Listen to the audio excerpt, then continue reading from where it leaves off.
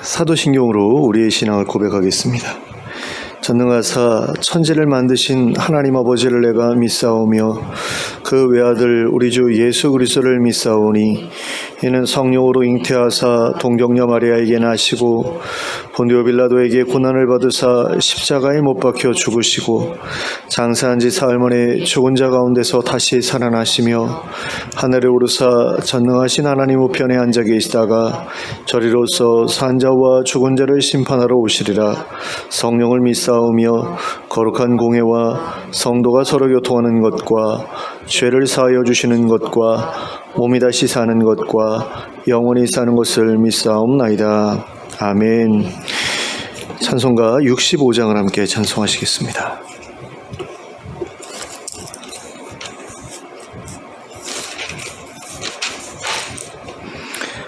찬송가 65장입니다.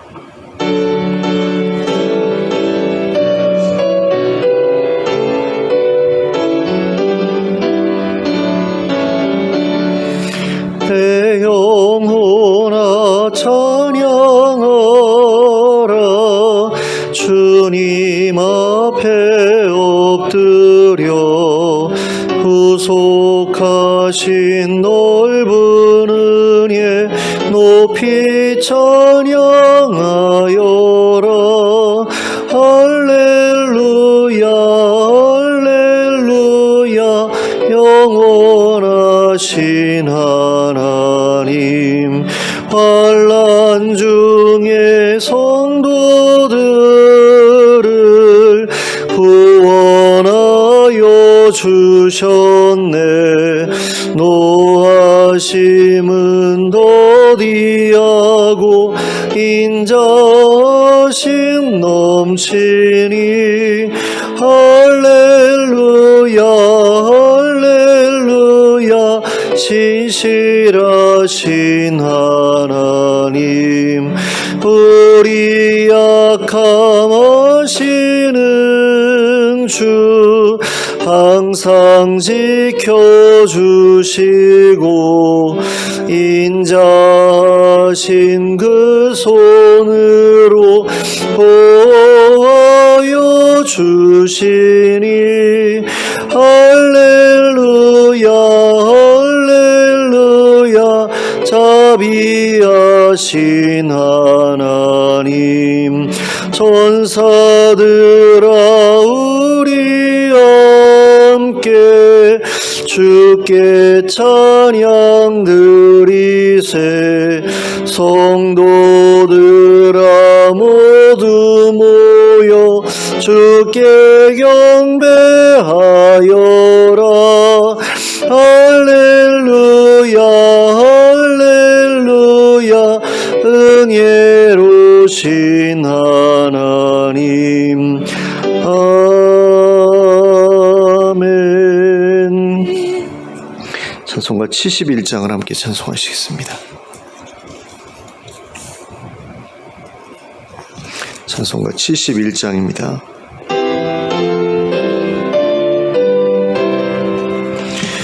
예부터 도움 되시고 내 소망 되신 주, 이 세상 풍파 중에도 늘 보호하시리.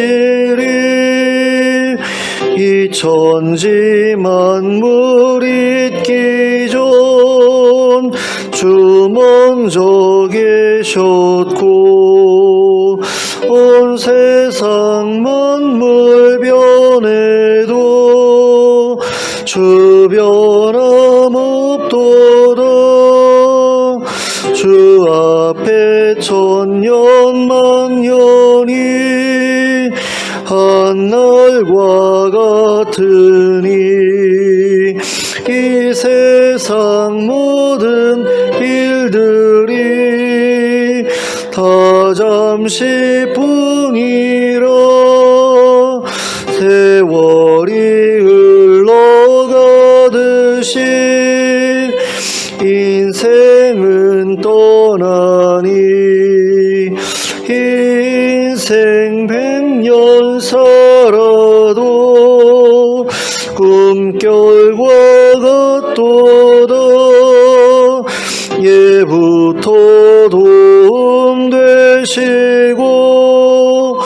내 소망 되신 주, 일평생 지나갈 동안 늘 보아소서.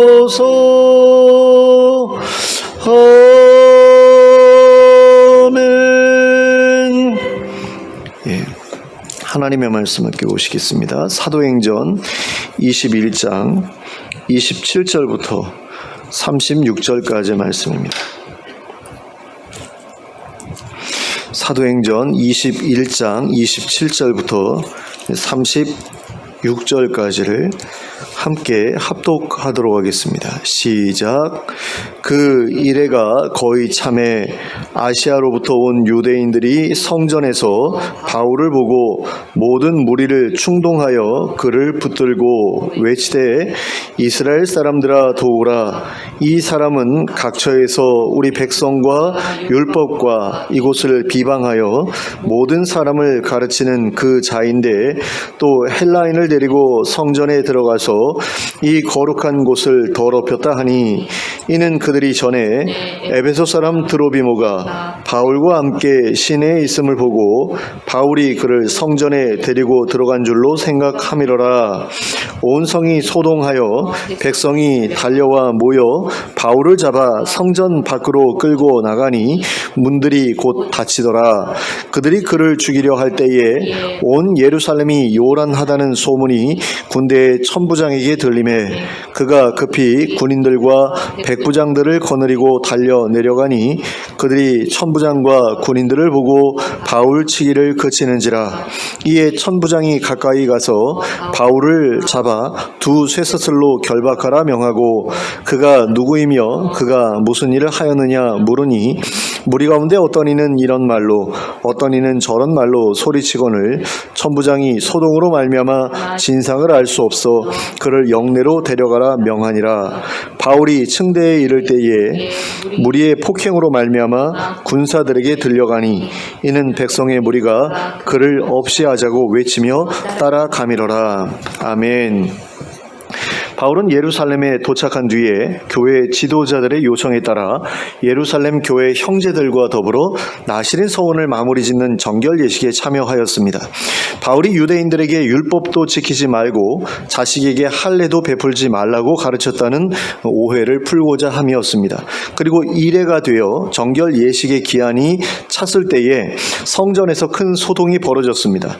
오순절 절기를 지키기 위해 예루살렘에 왔던 아시아의 유대인들 중에 바울을 알아본 사람들이 바울을 붙들고 사람들을 충동질하여 이 사람은 세계 여러 곳을 돌아다니며 유대인과 율법과 성전을 비방하며 가르치는 사람인데 이제는 헬라인을 데리고 성전에 들어와서 이 거룩한 곳을 더럽혔다고 소리쳤기 때문입니다.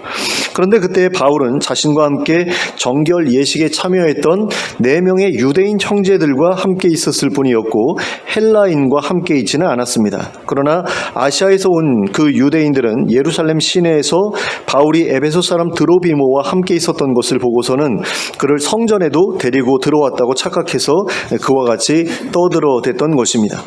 그러자 그곳에 있던 모든 유대인들이 분노와 흥분에 사로잡혀 바울에게 달려들었습니다. 그리고는 그를 성전 밖으로 끌고 나갔습니다. 그리고 동시에 성전의 문이 모두 닫혔습니다. 이 모든 일들이 순식간에 벌어졌습니다.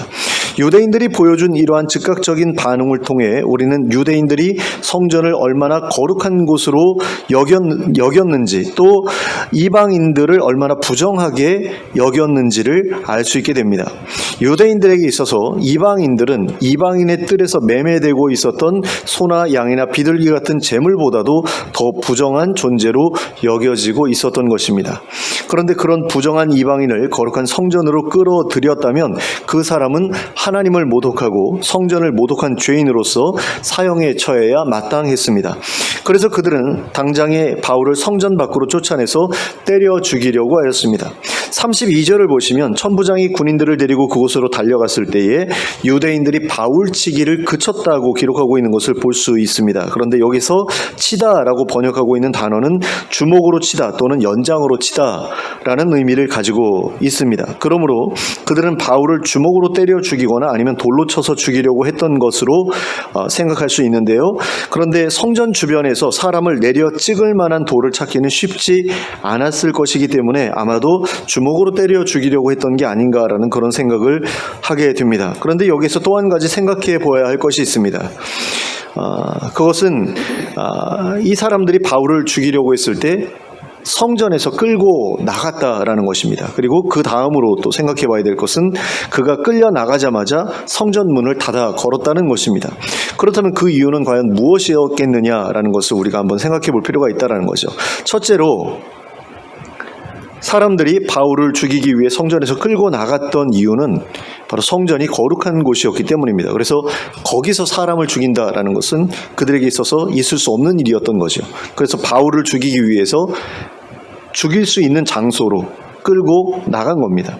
둘째로 성전 문을 닫았던 이유는 바울이 성전으로 들어오는 것을 막기 위해서였다라고 생각할 수 있습니다. 그러니까 성전 밖으로 끌려나간 바울이 살 수 있었던 길은 오직 성전 안으로 되돌아오는 것뿐이었기 때문이다라는 겁니다. 그러니까 일단 끌려나갔어요. 근데 그 바깥에 유대인들이 다 둘러싸고 있어요. 그런 가운데서 그 틈을 비집고 다른 곳으로 도망간다? 그건 불가능하죠. 그러면 어떻게 해야 되느냐? 성전으로 다시 어떻게 해서든 발버둥 쳐서 들어오는 것, 그것만이 그가 살 길이었다라는 겁니다. 그래서 그가 들어오는 것을 막기 위해서 성전문을 닫아 걸었다라는 거죠. 그래야지 바울을 죽일 수 있었기 때문에. 이처럼 유대인들이 성전문을 닫아 걸었다는 것은 바울이 살 수 있는 통로가 완전히 막혀버렸다는 것을 의미하는 일이었습니다.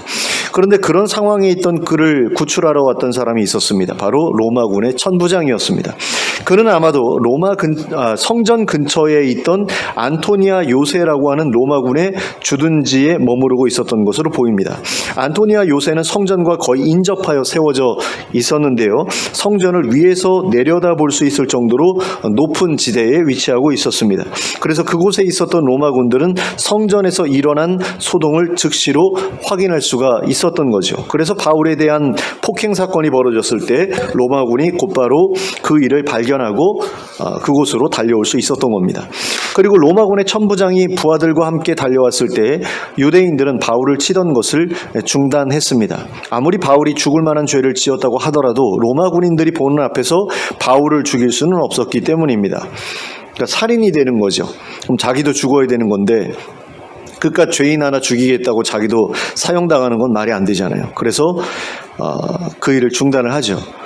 그래서 결국에 천부장은 바울을 무사히 구출해낼 수 있었습니다. 그러나 그는 바울에게 범죄 혐의가 있을 수도 있다는 생각이 있었기 때문에 부하들에게 바울을 붙잡아 두 쇠사슬로 결박하라고 했습니다. 그리고는 유대인들을 향해 이 사람은 누구며 무슨 일을 했느냐고 질문했습니다. 그러자 이 사람 저 사람이 그 상황에 대해 떠들어대기 시작했는데요. 워낙에 여러 사람이 떠들어대는 통에 무슨 말인지 알아들을 수가 없었습니다. 그래서 그는 일단 바울을 영내로 끌고 가라고 했습니다.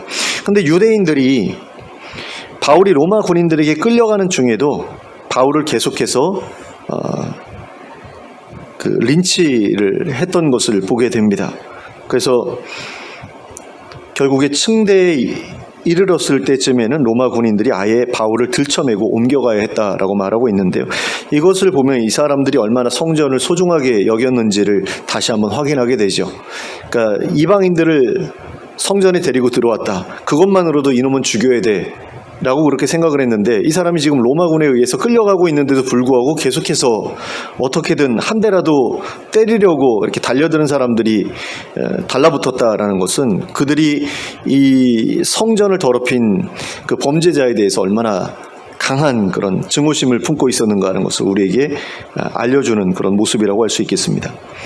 로마군 천부장은 이렇게 해서 바울을 죽이려 했던 유대인들로부터 바울을 구출해 냈습니다. 유대인들은 동족인 바울을 죽이려고 했는데 유대인이 아닌 로마인이 바울을 구출해 낸 것입니다. 물론 바울이 로마의 시민권을 가지고 있었다는 것을 생각하면 그가 로마군의 보호를 받은 것은 당연한 일이라고 할 수 있습니다. 그리고 실제로 바울이 로마의 시민권을 소유한 사람이라는 사실을 알게 된 천부장은 바울을 보호하는 일에 좀 더 신경을 기울였습니다. 그러나 바울은 로마의 시민권자이기에 앞서서 유대인이었죠. 그리고 하나님의 백성이었습니다. 그런데 하나님의 백성인 유대인들은 하나님의 종이었던 바울을 죽이려 했고 이방인을 섬기던 로마의 천부장은 오히려 바울을 유대인의 손에서 구출해 내려 했습니다. 참으로 아이러니한 일이 아닐 수가 없습니다. 그리고 우리는 이 사건 이후의 전개 과정을 통해 이 일이 결코 우연히 되어진 일이 아니라는 사실을 알 수 있게 됩니다. 바울이 이 사건을 통해 로마로 가게 되었고 결국에는 황제 앞에서 자신을 변호할 수 있게 되었기 때문입니다. 그러므로 이 일은 하나님께서 행하신 일이 분명했습니다. 하나님께서는 자신의 백성도 아니었던 로마군의 천부장을 통해서 바울을 구출해 내신 것입니다. 사실 바울은 이전에도 유대인들로부터 린치를 당한 적이 있었습니다.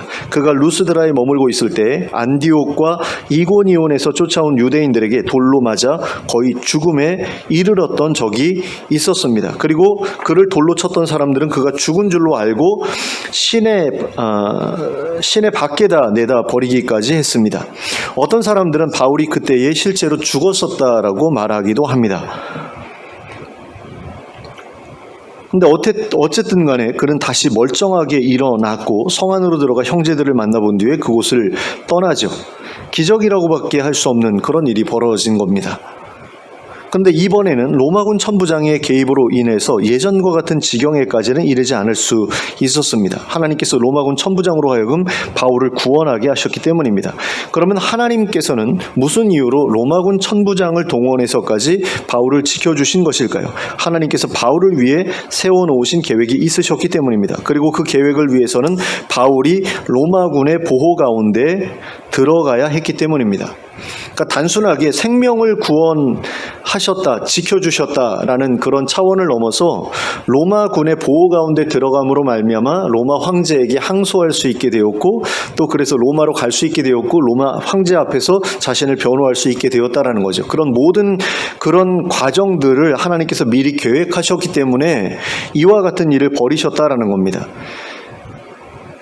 솔직히 이렇게 생각해 볼 수도 있을 것 같아요. 그러니까 예전에 하나님께서 루스드라에서 바울을 구원하셨을 때는 거의 죽게 된 그런 상태에서 이미 죽었다라고 생각하고 내버려둔 상태에서 다시 살려내셨잖아요. 그런데 그 일을 만약에 예루살렘에서 또다시 한번 일으키셨다라고 한다면 이거는 바울이 하나님의 종이다라는 어떤 증거가 될 수도 있잖아요. 그러니까 예루살렘의 유대인들을 설득하는 데 있어서 좀 더 확실한 어떤 그런 그 증거로 삼을 수 있는 일임에도 불구하고 그러기 전에 구원하셨잖아요.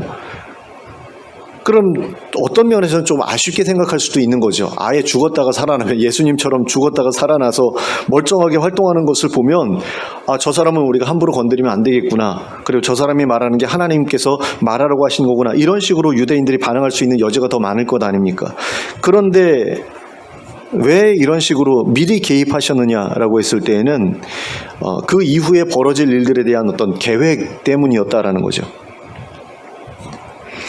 하나님께서 바울을 가지고 계신 그 계획이 무엇이었느냐? 아까 말씀드린 것처럼 로마로 가게 하셔서 로마 황제 앞에 세우는 것, 그것이 이제 그 하나님의 계획이셨고 그것 때문에 하나님께서 이와 같은 일을 행하셨다라는 거죠. 그래서 그에게 할 일이 남아 있었기 때문에 하나님께서 그를 통해 이루고자 하시는 일이 있었기 때문에 하나님께서 이런 식으로 그를 보호하시고 그를 이끄셨다라는 겁니다. 이처럼 하나님께서는 당신의 뜻을 이루시기 위해 당신의 일에 필요한 사람들을 철저하게 보호하십니다. 그리고 그 계획에 맞게끔 그 사람을 인도하십니다. 하나님께서 이스라엘 백성들을 이집트에서 구원하신 이유가 무엇입니까? 하나님께서 이스라엘 백성들을 광야에서 보호하신 이유는 무엇입니까? 그들을 통해 이루실 일이 있으셨기 때문이죠. 그들의 조상인 아브라함에게 약속하신 것을 이루셔야 했기 때문입니다. 그러니까 이스라엘 사람들을 가나안 땅으로 들이셔서 그곳에서 하나님의 나라를 세우도록 하시려는 그런 계획이 있으셨기 때문에 그들을 이집트에서 구원하셨고 또 광야에서 인도하신 거죠. 그러면 하나님께서 우리를 구원하신 이유는 무엇입니까? 우리를 통해 이루고자 하시는 일이 있으시기 때문이죠. 예수 그리스도께서 다스리시는 하나님 나라를 이루고자 하시기 때문입니다. 그 나라의 백성으로서 우리를 필요로 하시기 때문입니다. 우리가 그 나라의 백성이 되기를 바라시기 때문입니다. 그러므로 우리는 하나님께 필요한 존재입니다. 그리고 하나님께서는 우리를 필요로 하시기 때문에 우리를 보호하십니다. 안전하게 지켜주시고 또 바른 길로 이끌어 주십니다. 그리고 하나님께서 우리를 보호하시는 한 우리에게는 두려워할 것이 없습니다. 하나님께서는 이 세상 모든 피조물들의 생사화복을 주관하시는 분이십니다. 그분은 우리의 생명의 주인이십니다. 그러므로 하나님께서 금하시면 누구도 우리의 생명을 해칠 수 없습니다. 그들이 혹시 우리 육신의 생명은 해칠 수 있을지 몰라도 우리 영혼만큼은 해칠 수 없습니다. 그리고 우리의 영혼이 보존되기만 한다면 우리는 언제든 다시 부활을 통해 새로운 삶을 시작할 수 있습니다. 이게 굉장히 중요한 부분인 거죠. 우리의 영혼만 온전하게 보존이 되면 그 영혼이 들어갈 몸은 언제든지 하나님께서 우리에게 새로 주실 수 있으시기 때문에 우리는 우리의 영혼을 해치지 못하는 그 어떤 존재에 대해서도 두려워할 필요가 없다라는 겁니다. 그래서 이 세상에서 우리가 두려워해야 하는 것은 아무것도 없습니다. 우리가 두려워해야 하는 것은 우리가 지옥에 가게 되는 것뿐입니다. 그러니까 지옥에 가게 되는 것 외에는 우리가 두려워할 것이 없다라는 거죠. 세상에서 살다가 죽는 것, 늙는 것, 병드는 것, 그 어떤 것도 두려워할 필요가 없는데 유일하게 두려워할 것이 있다라고 한다면 그것은 바로 지옥에 가게 되는 것이다라는 거죠. 예수님께서 말씀하시는 것처럼 거기에는 꺼지지 않는 불이 있고 거기에 들어가면 죽지도 않고 영원히 고통받기 때문에 그것 외에 우리가 두려워할 것은 없다라는 겁니다. 그래서 우리는 우리를 지옥에 던져 넣으실 수 있는 하나님만을 두려워해야 합니다. 그분만이 우리를 지옥에 던져 넣으실 수 있으시기 때문입니다. 그러므로 하나님의 인도하심과 보호하심을 믿고 의지하면서 하나님께서 맡겨주신 사명을 위해 헌신하는 우리가 될 수 있길 바랍니다. 하나님께서 세우시고자 하는 하나님 나라에 어울리는 백성으로 준비되기 위해서 최선을 다하는 우리 모두가 될 수 있길 바랍니다. 그리고 그러한 과정에서 만나게 되는 그 어떤 어려움에도 두려움 없이 맞서는 우리가 될 수 있기를 바랍니다. 그리하여 하나님께서 우리와 함께 하시고 우리를 지켜주시는 분이라는 증거를 확실히 경험할 수 있게 되기를 바랍니다. 그리고 그러한 경험들을 통해 하나님을 더욱더 신뢰하고 의지하는 가운데 점점 더 하나님 나라의 백성다운 모습으로 변화되어가는 우리 모두가 될 수 있기를 예수 그리스도의 이름으로 축원합니다. 함께 기도하겠습니다. 사랑과 은혜가 풍성하신 하나님 아버지, 바울이 하나님의 복음을 전하기 위해서 얼마나 많은 고난을 겪었는지 사도행전을 우리가 읽어가는 가운데 계속해서 보게 됩니다. 하나님, 그렇게 힘든 일을 계속해서 겪으면서도 바울이 어째서 그 일을 포기하지 않았는가 하는 것에 대해 우리가 한번 깊이 생각해 볼 수 있게 되기를 원합니다. 그리고 그의 마음속에 어떤 소망이 있었는지도 생각해 볼 수 있게 해주시길 원합니다. 하나님 나라의 소망, 그것이 없었으면 과연 그가 그와 같은 어려운 일들을 계속해서 감내해 가면서 하나님 나라 복음을 전했을까 하는 것을 우리가 생각해 볼 수 있기를 원합니다. 그리고 우리 안에도 과연 그 소망이 있는지를 다시 한번 생각해 볼 수 있기를 원합니다.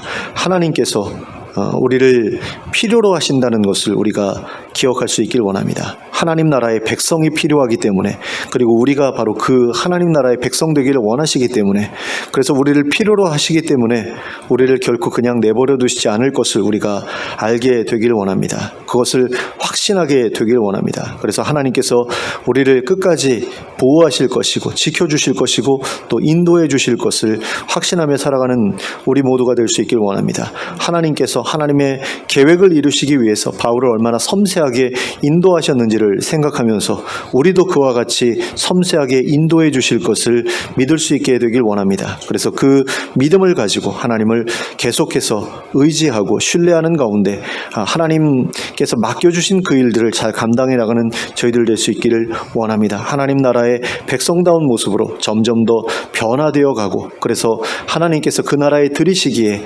부족함이 없는 저희 모두가 될 수 있기를 원하오니 주님 저희를 끝까지 인도해 주시옵소서. 예수 그리스도의 이름으로 기도하였습니다. 아멘. 찬송가 73장을 함께 찬송하시겠습니다.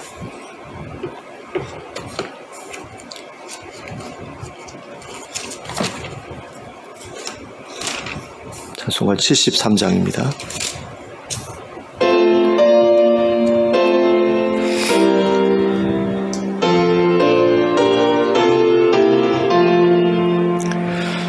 내 눈을 들어 두루 살피니 산악이라 날 돕는 구원 어디서 오나 그 어디서 하늘과 땅을 지은 여호와 날 도와주심 확실하도다. 주께서 나의 가는 곳마다 지키시며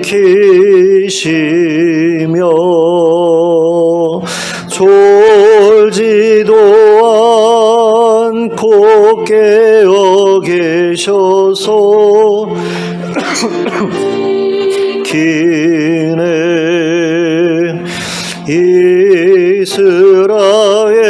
이스라엘을 지키시는 이 쉬지도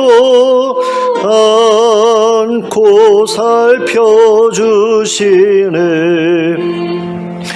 여호와 나의 보호자시니 늘 지키며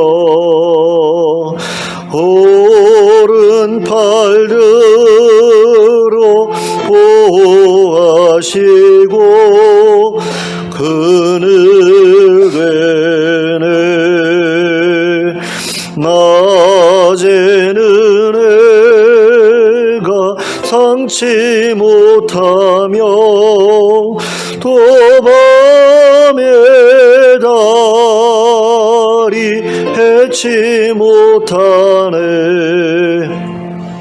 여호와 나의 영혼 지키사 돌보시며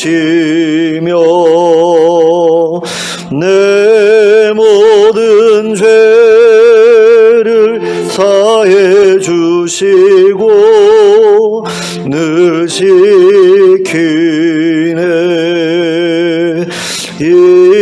이제로부터 영원 무궁히 주 나의 출입 지켜주시리.